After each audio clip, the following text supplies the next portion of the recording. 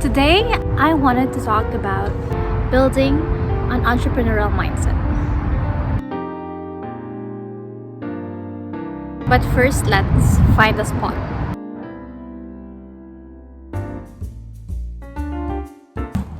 Let's go. Okay, here it is. This is the spot. So this vlog is basically my experiences and my journey and hopefully lessons for you guys. I feel like this quarantine had me thinking a lot about my past, my life in general, all the things and happenings that shaped me for what I am today. So this will go back to my younger years. And the first one is finding an inspiration. So this can be a member of your family or your friends or a celebrity or someone that you don't know. But for me, it is my mom. Okay, change of location. So going back, I may not realize this before, but she has been my inspiration ever since. As a parent, she doesn't just told us what to do, but instead she showed it by doing it herself. So parang leading by example, something like that. So she is very open to us with her struggles, and she really made us understand that life is not easy, and if you wanted to be someone or if you wanted to do more in life, kailangan madiskarte ka. She was always looking for other streams of income just to provide what we need. So I saw how she make things happen. And I am always amazed. She wears different hats. She can be a real estate agent, or she would think of other racket like renting our video or renting our jeepney for some school stuff. And I remember when she bought a house in Batulao and in Cavite, and we asked her why she kept on buying houses. And she told us na yung bayad sa bahay na to is yung ipangbabayad ko sa dorm mo sa Manila pag nag-college ka. She also put up a sari-sari store in front of her house, and then kami yung magbabantay.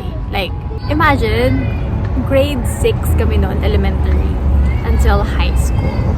And then yung TV namin sa kwarto is nilagay niya sa tindahan para dun kami manonood ng Korean drama, or I would, do my assignments there as well. So natuto ako mag-math, natuto akong magsukle, magbenta, mag-memorize, and I would sometimes hate it kasi maghapon kami nandun sa tindahan and we couldn't go inside and be comfortable sa sofa or like sa kama, and sometimes may bibili tapos piso lang. Yung effort mo mag-stop ng pinapanood mo, tapos tatayo ka, lalakad ka, tapos piso? No. Sabi niya, all the things na natatanggap nyo is not because mayaman tayo or because I'm a principal, but I am working hard and thinking of ways to make ends meet. And growing up, I would receive a bunch of advices from my mom, and sometimes I don't really listen, but she kept on repeating those things na sometimes it's annoying. Like, wah, paulit-ulit na lang, diba? But then I've realized na, kaya pala niya inuulit kasi para mag-sink in siya sa utak ko. So parang nasa back lang siya ng mind ko. Like, okay, I should do this, I should do that. So yeah, I think for parents, it's okay to share struggles with your kids. Kasi it's much better that they're learning from you. Sa mga diskarte mo, parang don't lock them up in a box. So yeah, she didn't spoil us. Actually, ginipit niya ako. I remember. Then she told me, okay, 200 lang a day yung baon mo, breakfast, lunch, dinner, and then yung pamasahe mo back and forth sa province. So, naisip ko nun parang, paano ako makagala nito? College na ako, I have to experience life, I have to go out. Kasi yung naisip ko nun is, college should be fun and exciting.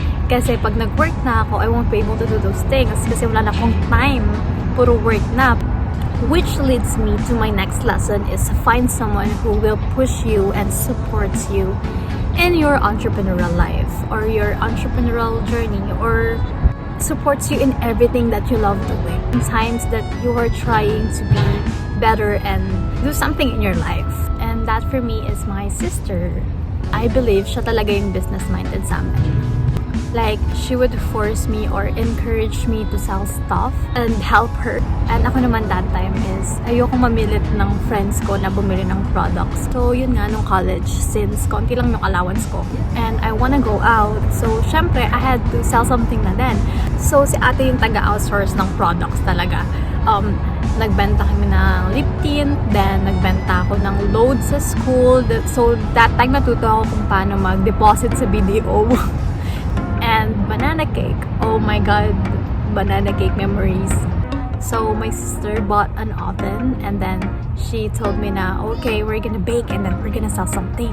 And every week, pag uwi namin from Manila, we would have our orders na, like a list of orders, and then we would make it on the weekends. And on Mondays, gising kami ng 3 a.m. to catch a bus going to Manila. And then we would have those 2 paper bags to carry with us. So yun, diretso na ako sa school, then distribute ko na yung banana cakes to my classmates or to my friends or sometimes to my dorm mates. And I would take one for myself and eat that as a breakfast or sometimes merienda. And last thing na sinal ko is balisong. So it's really cool kasi so my dad gave me a balisong when I first came to Manila. Sabi niya, oh yan, protection, something like that. So my classmates loved that. So I would sell the pen one. But this one is in PW, yun na. And until nag-work ako. So I was selling those stuff in college to be able to go to places. I get to eat to nice restaurants because of that. And I think last is my constant assessment of life.